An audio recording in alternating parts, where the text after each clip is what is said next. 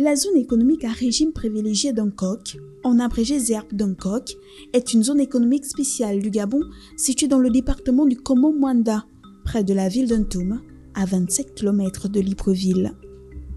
Elle symbolise la vision d'un homme, celle d'Ali Bongo Ondimba.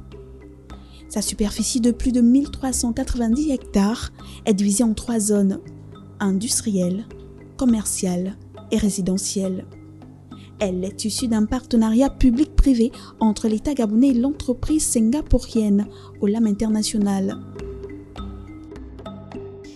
Alors nous sommes déjà en plein cœur de la zone économique d'Hancock. Nous allons rencontrer notre guide. Il s'agit de monsieur Olivier Ngoma. Il est coordonnateur prospection de la zone économique. Il va nous recevoir et avec lui nous allons faire le tour pour voir les différentes étapes pour avoir un tout petit bout de terre sur cette vaste zone économique. Notre visite débute ici à la salle marketing. Allons-y, c'est maintenant qu'on commence.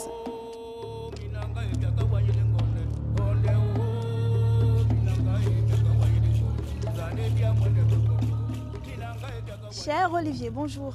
Bonjour. Comment allez-vous? Très bien, bienvenue dans la zone économique. Merci beaucoup. Alors nous allons avec vous faire un tout petit peu le tour de la zone, mais surtout que nous on se met dans la peau d'une jeune entreprise qui voudrait s'implanter. Avant de commencer, d'abord présentez-vous aux téléspectateurs. D'accord, je suis Olivier Oscar Ngoma, coordinateur de la prospection dans la zone économique spéciale. Je travaille pour ce projet depuis bientôt 9 ans maintenant et voilà, je fais le suivi clientèle et également la commercialisation et la promotion de la zone économique spéciale. Alors comme pour nous dire que nous avons en face de nous la bonne personne pour cette visite. Je l'espère bien. Alors déjà, comment se porte la zone? La zone se porte à merveille. Nous avons à ce jour atteint nombre de nos objectifs que nous cessons de repousser d'ailleurs pour pouvoir améliorer justement les conditions de la zone et l'accessibilité. Alors en termes d'entreprise, on est à combien environ? Nous avons 77 entreprises déjà opérationnelles dans la zone et à peu près 122 qui sont en cours d'installation. Bien, ça fait beaucoup. Ça fait beaucoup. La première étape, c'est ici, c'est la salle marketing. La salle marketing, bien sûr. Expliquez. Alors, quand un opérateur est intéressé à s'implanter dans la zone économique spéciale, il prend attache avec certains agents du service commercial ou moi, le coordinateur à la prospection, qui l'emmène dans une salle marketing que malheureusement nous n'aurons pas l'occasion de pouvoir visiter vu que nous avons une formation. Dans cette salle, une présentation lui est faite de la zone économique, des avantages qu'il peut avoir de la zone économique et en quoi consiste la zone économique, donc les tenants et les aboutissants. Après avoir pris connaissance de ce que peut lui offrir la zone économique, je ne sais pas, nous pourrons nous diriger au guichet unique qui va nous montrer les différentes étapes qu'un opérateur suit pour son implantation en zone économique. D'accord, donc je dirais que vous avez terminé de me vendre le rêve de cette vaste zone économique et là on va se diriger vers le guichet et suivre les différentes étapes en votre compagnie bien sûr. Bien sûr. C'est parti, c'est maintenant et c'est la suite de notre immersion. Avec ses nombreuses entreprises opérationnelles, la ZEZ, en 2018, a développé une activité économique qui a généré environ plus de 3600 postes de travail, tous secteurs confondus, sous-traitants compris. Les opérateurs qui viennent des pays tels que l'Allemagne, l'Espagne, le Portugal, la France, le Cameroun ou encore la Chine ont réalisé des investissements cumulés pour environ 580 millions de dollars à travers la construction et l'équipement des usines, majoritairement dans l'industrie du bois. Monsieur Olivier, j'aimerais quand même vous poser une question. Oui. Pendant qu'on est en train d'aller au guichet unique, c'est quoi la différence entre le guichet unique et là où on vous a trouvé? Effectivement, il y a une différence. Le guichet unique est la représentation de l'ensemble des administrations publiques nécessaires à l'assistance aux opérateurs économiques de la zone d'Hancock. Dans ce guichet unique, il s'agit d'avoir toutes les administrations qui sont nécessaires pour l'implantation, l'enregistrement des sociétés, leurs exonérations fiscales et également leur suivi jusqu'à la production et qui essaie justement d'être un peu le garant des lois en République gabonaise et l'assistant des nouveaux opérateurs dans la zone économique de Hancock. On leur met en place un ensemble de panels qui permettent à ce que l'opérateur économique ne soit nullement lésé. De son arrivée pour les compagnies qui viennent de l'extérieur du pays ou pour les compagnies déjà gabonaises, ils sont suivis du moment où ils ont manifesté leur intérêt jusqu'à leur production, on leur fournit toute l'assistance nécessaire pour éviter toute tracasserie ou tout blocage. Donc il est nullement question pour l'opérateur économique d'avoir une inquiétude dans toutes les démarches administratives. Elles sont effectuées dans des délais plus courts et souvent avec une certaine dextérité. Et pour revenir à la différence que vous aviez faite entre la G16 et le guichet unique, donc le guichet unique justement gère toutes ces administrations et la G16 est l'organe d'aménagement, de développement et de promotion de la zone économique spéciale. Donc la G16 dans son contrat avec l'État gabonais, vu qu'elle est née du partenariat OLAM, État gabonais et AFC qui est Africa Finance Corporation, la G16 se charge de promouvoir, de développer les infrastructures communes, de fournir des parcelles et des infrastructures nécessaires aux opérateurs économiques. D'accord, super. Nous nous dirigeons donc vers le guichet unique. Pour optimiser la procédure de création d'entreprises et de démarrage des investisseurs, le gouvernement gabonais a mis en place un guichet unique pour être le pont de façon efficace entre les investisseurs étrangers et l'administration gabonaise. Alors, Olivier, nous sommes devant le guichet unique. Effectivement. C'est ici que sont réunis tous les acteurs devant faciliter les démarches administratives des opérateurs économiques. Effectivement. C'est dans ce bâtiment que nous avons les 22 administrations nécessaires pour l'implantation des opérateurs économiques. À la tête de toutes ces administrations, il y a 2 administrateurs généraux, donc qu'on appelle autorités administratives, nommées par décret présidentiel. Donc ces 2 autorités administratives se chargent du suivi et de toutes les administrations et se chargent de la coordination entre les administrations et le suivi des différentes étapes pour que soient menées à bien les différentes transactions administratives pour l'implantation des opérateurs économiques. Alors, faites-nous la visite. Bien sûr.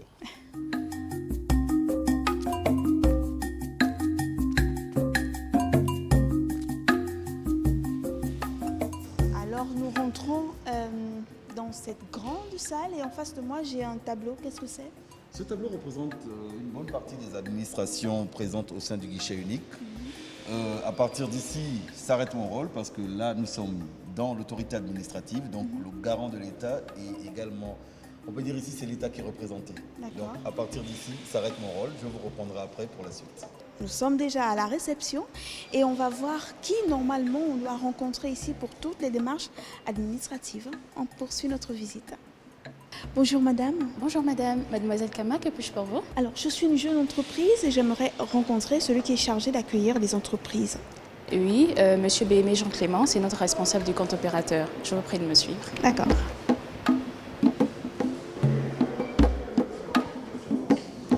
Monsieur BM, bonjour. Bonjour madame. Alors je suis Modeste Com de Gabon 24. Mais pour l'heure, jeune entreprise qui voudrait avoir sa place ici à la zone économique d'Ongkok. On nous a dit que je dois m'adresser à vous. Monsieur Beyeme, qui est-il?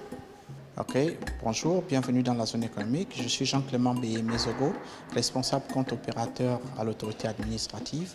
L'autorité administrative a pour mission d'accompagner les opérateurs économiques qui font leur entrée au sein de la zone économique.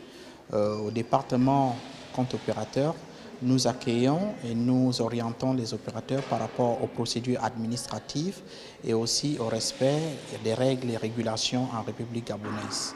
Alors, vous êtes la bonne personne en face de nous. Nous allons voir les différentes étapes pour justement acquérir ce droit-là pour pouvoir m'implanter ici à la zone d'Ongkok. On commence par où? Ok, nous allons commencer par le bureau ANPI. Il faut rappeler qu'une fois l'opérateur a déjà fait l'acquisition de la parcelle avec G16, avec qui nous co-gérons la zone, c'est l'organe d'aménagement, l'opérateur en tant que personne vient faire la création de sa société au bureau ANPI, l'Agence nationale de promotion de l'investissement.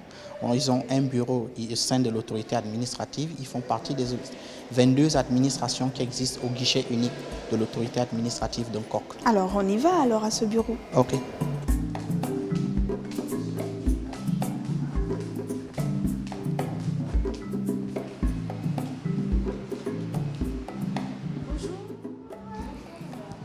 Bienvenue au bureau de l'API. Je vous présente Madame Valérie Massona, responsable du bureau ANPI pour la création d'entreprises. Vous voulez bien vous asseoir, s'il vous plaît? Merci. Madame Valérie va vous entretenir. Bienvenue Madame dans la zone spéciale économique d'Ongkok. Ici vous êtes au bureau ANPI Nous sommes là pour accompagner les opérateurs pour la création de leurs entreprises. Nous pouvons le faire en 48 heures, en 72 heures, ça dépend. Ça dépend de la disponibilité, de la documentation de l'opérateur. Il y a des opérateurs qui peuvent arriver, qui n'ont pas de documents, et nous sommes là pour les accompagner, l'établissement de leurs documents, les accompagner. Pour ceux qui veulent passer par les notaires, on les accompagne chez les notaires. Et pour la création de leurs entreprises, pour les opérateurs, généralement ce sont des personnes qui viennent de l'étranger. On a besoin du visa à jour, du passeport, et le reste des documents, c'est l'ANPI qui fournit les procès-verbaux de création, les statuts et tout le reste des documents. Nous faisons la procédure, nous allons au tribunal, nous allons aux impôts pour le numéro statistique et au tribunal pour le numéro RCCM, et par la suite, le dossier est bouclé. L'entreprise est créée. Maintenant, dans la zone de Nkok, il y a des critères d'éligibilité. Il faut être un industriel pour planter sa société en Nkok. Alors justement, lorsque je suis une entreprise et que j'ai tous mes papiers à jour, j'arrive dans ce bureau, qu'est-ce que je fais exactement? Si vous arrivez et que vos papiers sont à jour, après avoir examiné le dossier, votre dossier est récupéré, je vous donne un rendez-vous et dans les 48 heures, vous revenez récupérer votre fiche circuit. Alors merci madame pour vos précieux conseils et les détails que vous nous avez fournis. Je pense que là, nous allons nous orienter vers monsieur Beyeme encore une fois pour la poursuite de notre visite. Au revoir et merci beaucoup. Alors nous sortons du bureau de l'ANPI et là-bas on a pu vérifier les documents que nous avons apportés.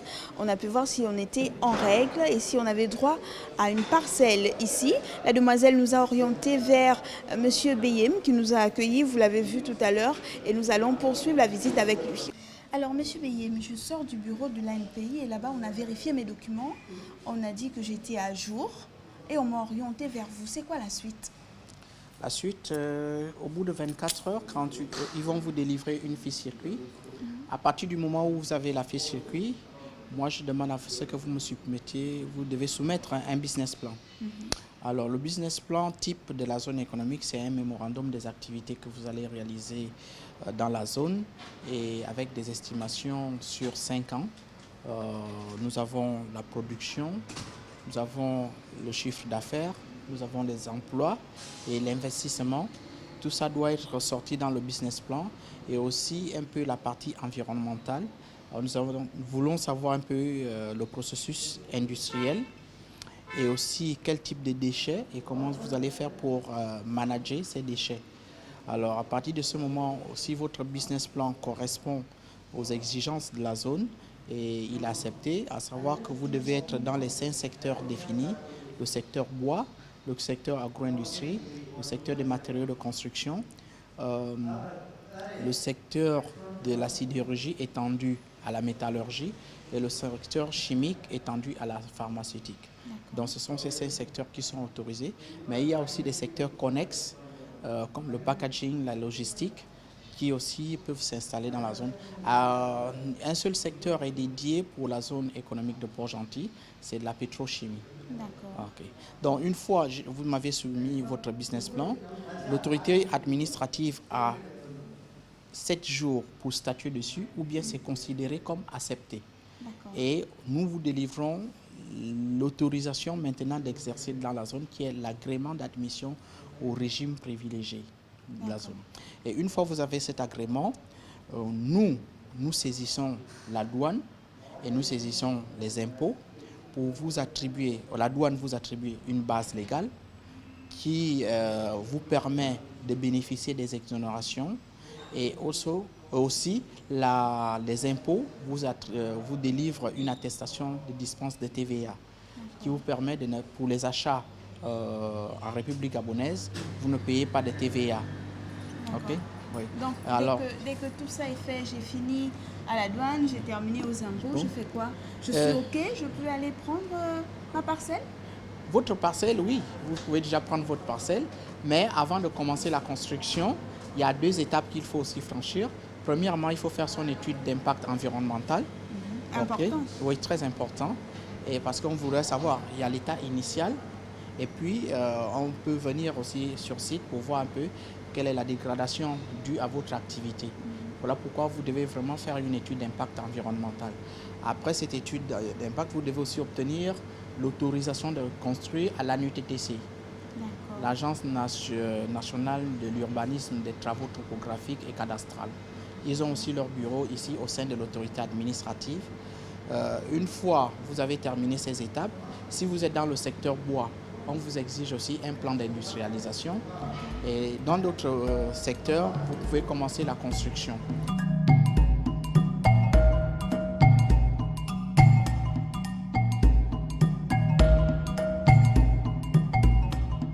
Les distances entre les nombreuses directions et surtout les lourdeurs des procédures administratives ont constitué pendant longtemps un frein aux investissements directs et étrangers. Avec tous ces corps administratifs réunis ici, les procédures semblent aller plus vite. Alors, monsieur Olivier, je reviens du guichet unique et là-bas, on m'a délivré mon agrément, donc l'autorisation pour m'implanter ici. À partir de là, vous avez tous les documents nécessaires pour vous implanter. Donc on va vous proposer une parcelle selon votre convenance. Les dimensions sont à votre choix. Nous allons vous proposer les parcelles disponibles et à partir de ce moment, vous pouvez déjà commander ce qui rentre dans le cadre de votre activité et également démarrer vos travaux de construction. Et là, en termes de finances, à qui est-ce que je remets l'argent ? C'est à vous? C'est au guichet unique? C'est où? Vous payez auprès de la G16 qui est l'organe d'aménagement et de promotion de la zone économique spéciale. Donc au sortir de ça, c'est fini, j'ai mon entreprise. Voilà, vous avez votre entreprise, vous démarrez votre activité et pour tout ce qui est du suivi administratif, le guichet unique sera là. Pour l'assistance outre celle administrative, la G16 sera là également. Merci beaucoup, monsieur Olivier. C'est nous qui vous remercions. J'aurai plaisir de vous retrouver très bientôt, certainement. À vous revoir à votre production. Au revoir. Ce guichet unique affiche donc une ambition, celle de faciliter l'installation des investisseurs étrangers afin que ces derniers passent rapidement le cap de phase de lancement à celle de production. Un pari réussi pour Ali Bongo Ondimba et son gouvernement. La zone économique d'Hancock a pu mettre en place une administration publique efficace et primordiale, ce d'autant plus qu'elle représente la vitrine de l'administration publique de notre pays. Il nous aura fallu seulement une dizaine de jours pour sortir d'ici avec notre agrément, c'est-à-dire notre permis de nous installer ici à la zone économique d'Hancock. Si vous aussi vous êtes intéressé, n'hésitez pas à effectuer le déplacement car la zone économique d'Hancock offre une possibilité aux entreprises nationales et internationales de venir ici développer leur industrie. L'ambition du Gabon est de devenir une véritable plateforme industrielle sur le plan continental et même à l'échelle internationale. C'est fini pour ce numéro d'Immersion. J'aurai plaisir de vous retrouver très vite. Au revoir.